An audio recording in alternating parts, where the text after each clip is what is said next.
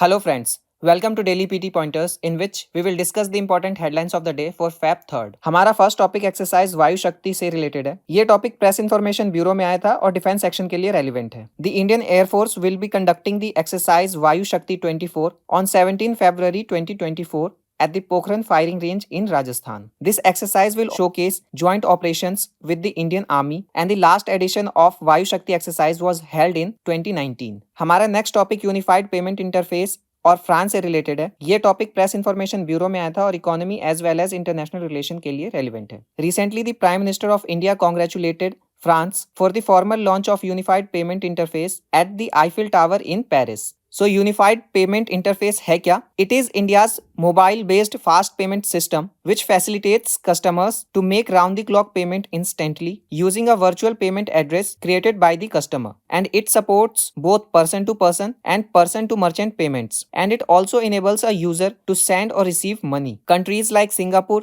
UAE, Nepal, Bhutan, and Sri Lanka have also adopted India's Unified Payment Interface payment service in the past. हमारा next topic Surajkund fair से related है। ये topic Indian express में आया था और culture section के लिए रेलिवेंट है। Recently, the President of India inaugurated the 37th Surajkund International Crafts Mela in Haryana. This Mela is organized by Surajkund Mela Authority and Haryana Tourism in collaboration with Union Ministry of Tourism, Textile, Culture and External Affairs. The fair showcases the richness and diversity of the handicrafts, handlooms and cultural fabric of India, and it is also the largest craft fair in the world. And this year Gujarat has been chosen as the theme state and Tanzania as the partner nation. हमारा next topic Uttarakhand uniform civil code draft से related है। ये topic Indian express में आया था और polity and governance section के लिए रेलिवेंट है। Recently a state government appointed panel headed by retired Supreme Court Judge Ranjana Prakash Desai to prepare a draft of the Uniform Civil Code has submitted the document to Uttarakhand Chief Minister. यहाँ हम uniform civil code के बारे में थोड़ा discuss कर लेते हैं। The UCC will provide a legal framework for a uniform marriage,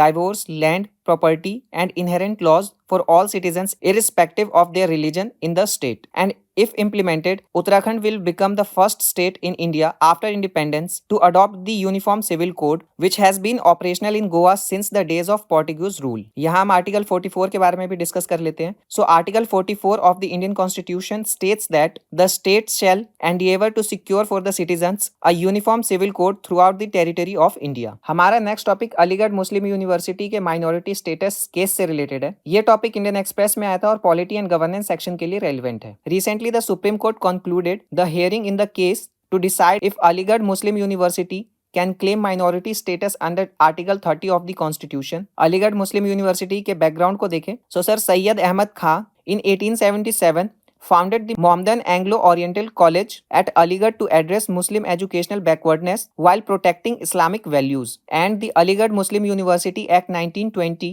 was passed to incorporate the Mohammedan Anglo-Oriental College and the Muslim University Association into Aligarh Muslim University. यहाँ हम Article 30 के बारे में भी देख लेते हैं। So Article 30 of the Indian Constitution states all minorities, whether based on religion or language, shall have the right to establish and administer educational institutions of their choice. हमारा नेक्स्ट और आज का लास्ट टॉपिक मेकोंग रिवर से related है। ये topic the Hindu newspaper में आया था और ज्योग्राफी सेक्शन के लिए रेलिवेंट है। The dam project across Mekong river in Laos has raised concerns as it is expected to displace more than 500 families and can impact 20 villages.